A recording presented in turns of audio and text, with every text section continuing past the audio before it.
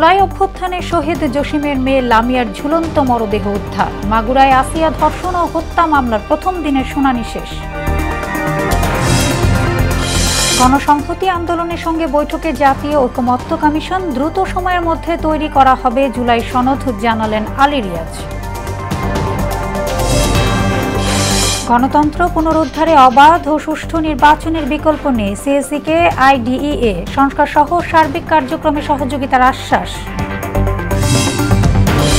এবং আজাদ কাশ্মীরকে হঠাৎ ভয়াবহ বন্যা, ভারতে দায়ী করছে ইসলামাবাদ, যে কোনো মূল্যে পানির অধিকার রক্ষার ঘোষণা শেহবাজের।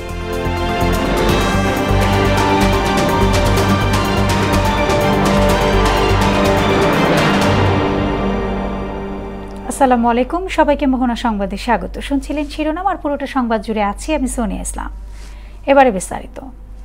জুলাই অভ্যুত্থানে ঢাকায় পুলিশের গুলিতে শহীদ পটুয়াখালীর দুমকি উপজেলার জসিম উদ্দিনের মেয়ে লামিয়ার ঝুলন্ত মরদেহ উদ্ধার করেছে পুলিশ। শনিবার রাত 10টার দিকে রাজধানীর শেখেরটেক এলাকার ভাড়া বাসা থেকে তাকে ঝুলন্ত অবস্থায় উদ্ধার করা হয়। পরে সোহরাওয়ার্দী মেডিকেল কলেজ হাসপাতালে নিয়ে গেলে চিকিৎসক মৃত ঘোষণা করেন। শহীদ জসিমের চাচাতো ভাই কামাল হাওলাদার বলেন, মরদেহ বর্তমানে সোহরাওয়ার্দী মেডিকেল কলেজ হাসপাতাল মর্গে আছে। ময়নাতদন্তের পর মরদেহ গ্রামের বাড়ি পটুয়াখালীতে নেওয়া হবে।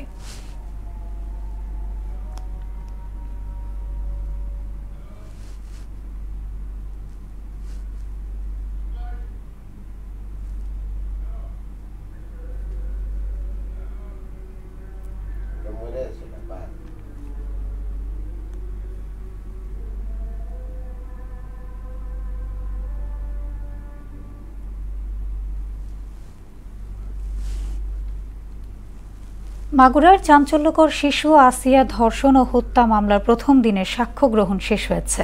সকাল 10:30টার দিকে মাগুরা চিফ জুডিশিয়াল ম্যাজিস্ট্রেট আদালতের নারী ও শিশু নির্যাতন দমন ট্রাইব্যুনাল আদালতে সাক্ষ্য গ্রহণ শুরু হয়।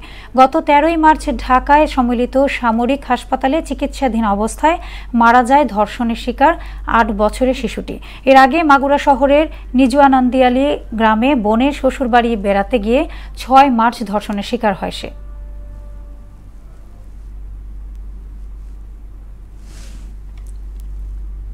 5 কমিশনের দেয়া সংস্কার প্রস্তাবনায় গণসংহতি আন্দোলনের সঙ্গে সংলাপে বসেছে জাতীয় ঐকমত্য কমিশন। সকাল 10:30টার দিকে সংসদ ভবনের এলজি হলে এই বৈঠক শুরু হয়।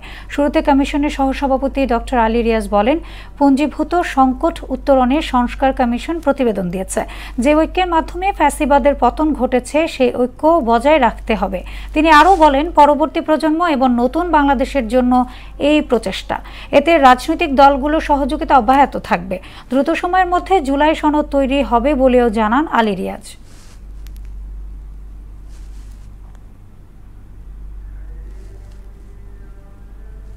আগামী ত্রয়োদশ জাতীয় সংসদ নির্বাচন অবাধ সুষ্ঠু হলে বাংলাদেশের গণতন্ত্র পুনরুদ্ধার হবে বলে মনে করে international institute for democracy and electoral assistance IDEA. দুপুরে সিএসি এম নাসির উদ্দিনের সঙ্গে বৈঠক শেষে একথা জানান সংস্থাটির এশিয়া প্যাসিফিক অঞ্চলের ডিরেক্টর লিনা রিখিলা তাম্মাং। বলেন, বৈঠকে সংস্কার কমিশনের কার্যক্রম, নির্বাচনের কাঠামো এবং প্রস্তুতি নিয়ে আলোচনা হয়েছে। জনগণের প্রত্যাশা অনুযায়ী অবাধ, সুষ্ঠু এবং নিরপেক্ষ নির্বাচন সহযোগিতা করতে আগ্রহী তারা। Types of reforms that can be implemented before the next national elections, and what are the issues that needs to be decided by the new elected government and the parliament. দর্শক, নির্বাচন কমিশনে আছেন সহকর্মী এমআর আসাদ, বিস্তারিত জানবো তার কাছ থেকে। আসাদ, আপনি তো গণসংহতি আন্দোলনের সঙ্গে বৈঠকে জুলাই সনদের বিষয় নিয়ে কথা বলছিলেন, আলী রিয়াজ বলছিলেন, এ বিষয়ে বিস্তারিত কি জানছেন সেখানে, বা তারা কি বলছেন জানাবেন।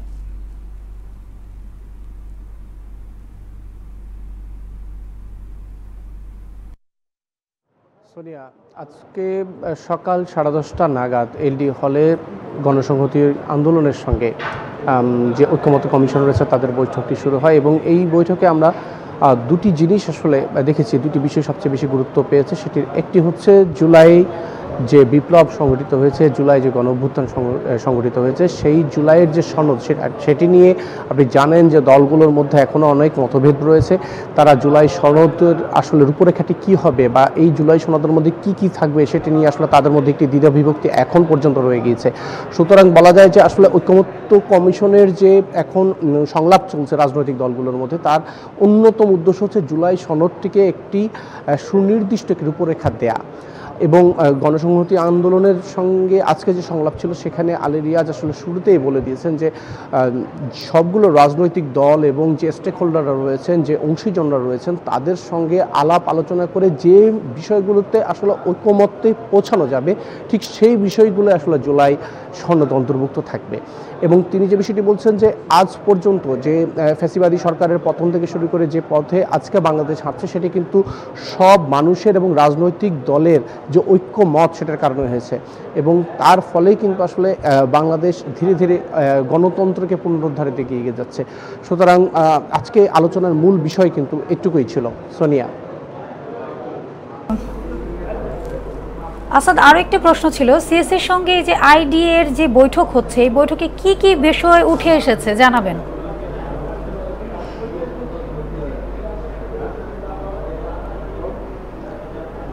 জি সোনিয়া, আইডিএ এমন একটি সংস্থা যেটি কিন্তু আপনি জানেন যে আমাদের বিগত যে নির্বাচনগুলো হয়েছিল আমরা জানি, সেই নির্বাচনগুলোর মধ্যে তাদের প্রতিবন্ধন কিন্তু একটি গুরুত্বপূর্ণ ভূমিকা পালন করেছিল, এবং তাদের আজকে প্রধান নির্বাচন কমিশনারের সাথে যে সাক্ষাৎ সেটি সেই ধারাবাহিকতায় খুবই গুরুত্বপূর্ণ ছিল।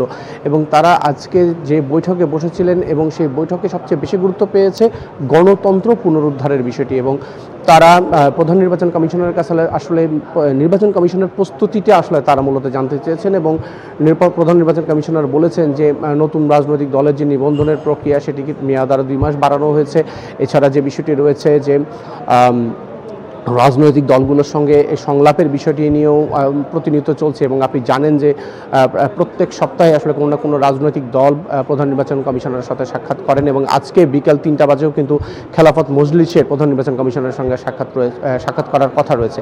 এবং সব মিলিয়ে আরেকটি তথ্য জানিয়ে রাখতে চাই, সেটি হচ্ছে যে এর উত্তরে আসলে যখন আমরা আইডিএর যিনি প্রতিনিধি দলের প্রধান ছিলেন রিখিলা তামাং, তার কাছে জানতে চেয়েছিলাম যে তারা আসলে কী প্রত্যাশা করেন, এবং তারা যে বিষয়টি বলেছেন যে একটি অন্তর্ভুক্তিমূলক নির্বাচন যেটি আসলে অবাধ হবে, সুষ্ঠু হবে, মানুষ সুষ্ঠুভাবে তাদের ভোটাধিকার প্রয়োগ করতে পারে এমন একটি নির্বাচন তারা চান। এবং তারা মনে করেন এই নির্বাচনটি যদি সুষ্ঠুভাবে, মানে জাতীয় ত্রয়োদশ যে সংসদ নির্বাচন রয়েছে, ত্রয়োদশ জাতীয় সংসদ নির্বাচনটি রয়েছে, সেটি যদি সুষ্ঠু অবাধভাবে করা যায় তাহলে বাংলাদেশের যে গণতন্ত্র নিয়ে যে আন্তর্জাতিক মহলে যে প্রশ্ন রয়েছে সেটি বাংলাদেশ কাটিয়ে উঠতে পারবে এবং বাংলাদেশের গণতন্ত্র পুনরুদ্ধার হবে।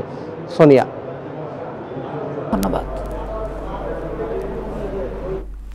দর্শক, আমরা চলে যাচ্ছি এবার পটুয়াখালীর দুমকি উপজেলায় আছেন আমাদের সহকর্মী খোকন হাওলাদার, সেখানে লামিয়া হত্যার বিষয়ে জানবো।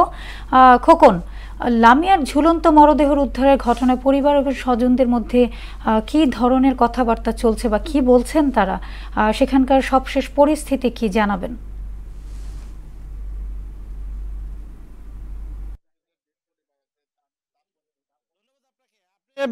জানিয়ে রাখি, আমি এই মুহূর্তে অবস্থান করছি লামিয়ার যে পৈতৃক ভিটা, লামিয়ার বাড়ি। আপনাকে আমি দেখাচ্ছি যে লামিয়ার যে বাবা জনাব জসিমউদ্দিন গত 29শে জুলাই যে ছাত্র জনতার আন্দোলনে নিহত হয়েছিলেন, সেই জসিমউদ্দিনের পাশেই কিন্তু লামিয়ার জন্য কবর এখানে খোঁড়া হচ্ছে। আপনাকে দেখানোর চেষ্টা করছি যে লামিয়ার জন্য যে কবর, কিন্তু তার নিজ যে দাদা, সে দাদা কিন্তু নিজ হাতেই কিন্তু তার কবর এখানে করছেন।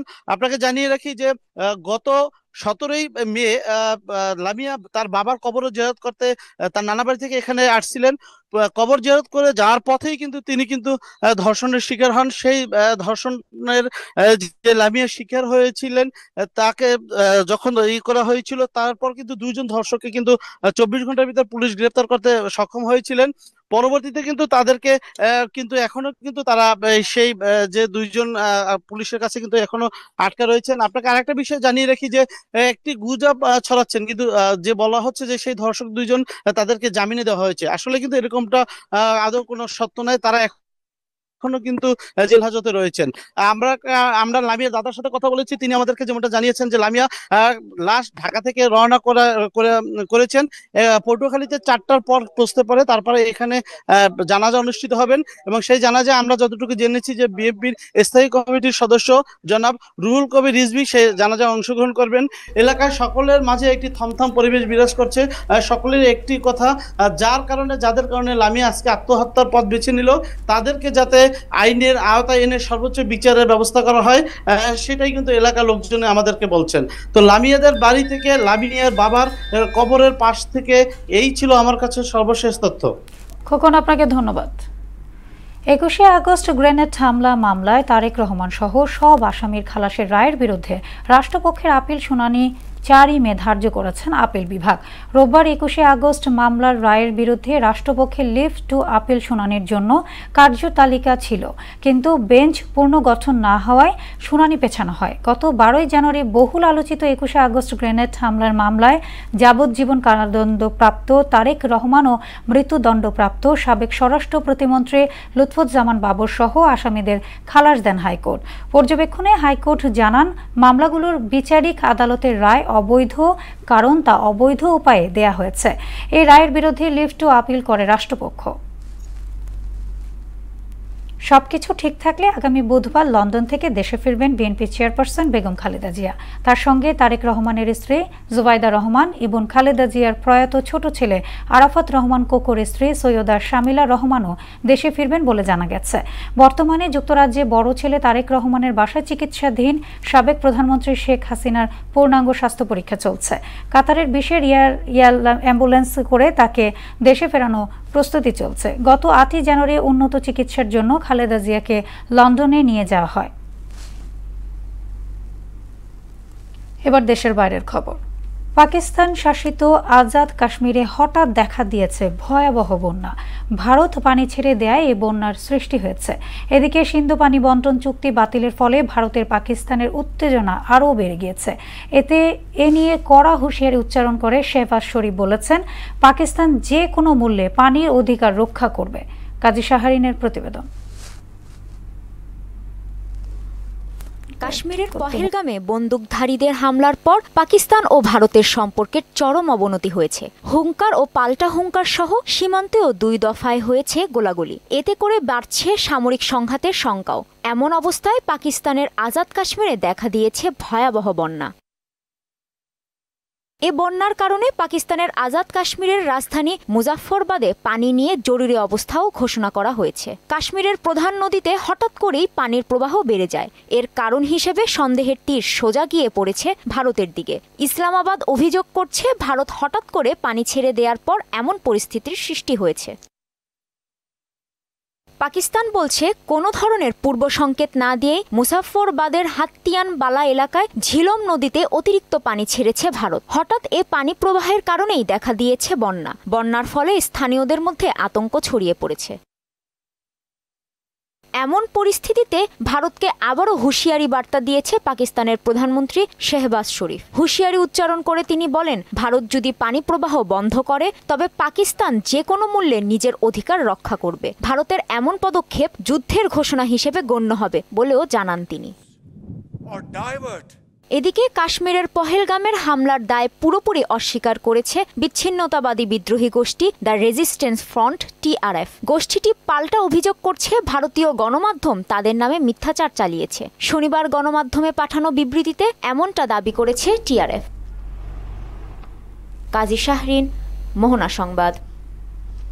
নারায়ণগঞ্জের চাঞ্চল্যকর 7 খুনের আসামিদের ফাঁসির রায় দ্রুত কার্যকরের দাবিতে মানববন্ধন করেছেন আইনজীবী ও নিহতদের স্বজনরা। সকালে আদালত প্রাঙ্গণে মানববন্ধনে অংশ নেন আইনজীবী, নিহতদের স্বজন ও ছাত্র জনতা। মানববন্ধনে বক্তব্য রাখেন নিহতদের স্বজন এবং বাদীপক্ষের আইনজীবীরা। এ সময় অন্তর্বর্তী সরকার ও বিচার বিভাগের কাছে তারা দাবি করেন যেন দ্রুত মামলাটি নিষ্পত্তির মাধ্যমে আসামিদের ফাঁসির রায় কার্যকর করা হয়।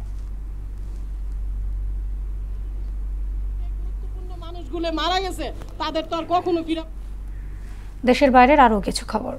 ফিলিস্তিনের গাজা ভূখণ্ডে ইসরায়েলি হামলায় গত 24 ঘন্টায় আরও 56 ফিলিস্তিনি নিহত হয়েছে, আহত হয়েছেন আরও শতাধিক। এদিকে ইসরায়েলের বিমান ঘাঁটিতে লক্ষ্য করে হাইপারসনিক ক্ষেপণাস্ত্র হামলা চালিয়েছে হুতি বিদ্রোহীরা। অন্যদিকে ইরানের বন্দরে বিস্ফোরণের ঘটনায় প্রাণহানি বেড়ে দাঁড়িয়েছে 14 জনে, আহত 750 জন। বিস্তারিত কাজী শাহরিনের ডেস্ক রিপোর্টে। ফিলিস্তিনের গাজায় একের পর এক হামলা চালিয়েই যাচ্ছে ইসরায়েলি সেনারা। কখনো বৃষ্টির মতো ঝরছে মিসাইল বোমা, কখনো বা বুলেটের গুলিতে ঝাঁঝরা হচ্ছে ফিলিস্তিনিরা। নেতানিয়াহু সেনাদের অমানবিক হামলায় গাজায় গত 24 ঘন্টায় প্রাণ গেছে আরও 56 ফিলিস্তিনির। এতে আহত হয়েছেন শতাধিক। এতে করে গত 1.5 বছরে প্রাণহানি বেড়ে দাঁড়িয়েছে 51,500 জনে। মধ্যস্থতাকারীদের কাছে হামাস যুদ্ধবিরতির একটি নতুন প্রস্তাব উপস্থাপন করেছে। হামাস বলছে তারা কায়রোতে মধ্যস্থতাকারীদের কাছে যুদ্ধবিরতি, বন্দি বিনিময় এবং গাজা পুনর্গঠনের জন্য একটি নতুন চুক্তি উপস্থাপন করেছে। এরই মধ্যে ফিলিস্তিনের নতুন ভাইস প্রেসিডেন্ট হিসেবে হুসেইন আল শেখকে নিযুক্ত করেছে ফিলিস্তিনি মুক্তি সংস্থার নির্বাহী কমিটি। এদিকে ইরান সমর্থিত ইয়েমেনের হুতি বিদ্রোহী গোষ্ঠীরা ইসরায়েলের বিমান ঘাঁটিকে লক্ষ্য করে হাইপারসনিক ব্যালিস্টিক ক্ষেপণাস্ত্র নিক্ষেপ করেছে। গোষ্ঠীটি জানিয়েছে ইসরায়েলের নেভাতিম বিমান ঘাঁটিতে এ হামলা চালিয়েছে তারা। হুতিদের সামরিক মুখপাত্র ইয়াহিয়া সারি জানান, প্যালেস্টাইন 2 নামক ক্ষেপণাস্ত্রটি সফলভাবে লক্ষ্যবস্তুতে আঘাত হেনেছে এবং ইসরায়েলের প্রতিরক্ষা ব্যবস্থা এটি প্রতিহত করতে ব্যর্থ হয়েছে। তবে ইসরায়েল বলছে এটিকে প্রতিহত করা হয়েছে। অন্যদিকে ইরানের বন্দরের শক্তিশালী বিস্ফোরণের ঘটনায় প্রাণহানি বেড়ে দাঁড়িয়েছে 14 জনে। এতে আহত হয়েছেন 750 জন। শনিবার দেশটির রাজধানী তেহরান থেকে 1000 কিলোমিটার দূরে অবস্থিত শহীদ রাজৌই বন্দরে এ ভয়াবহ বিস্ফোরণের ঘটনা ঘটে। ইরানের সংকট ব্যবস্থাপনা সংস্থার মুখপাত্র হোসেইন জাফরি জানান, কন্টেইনারের রাসায়নিক পদার্থ ও তরলের দুর্বল মজুদের কারণে বিস্ফোরণ হয়েছে। কাজী শাহরিন, মোহনা সংবাদ। শেষ করব মোহনা সংবাদ, যাবার আগে শিরোনামগুলো আরও একবার।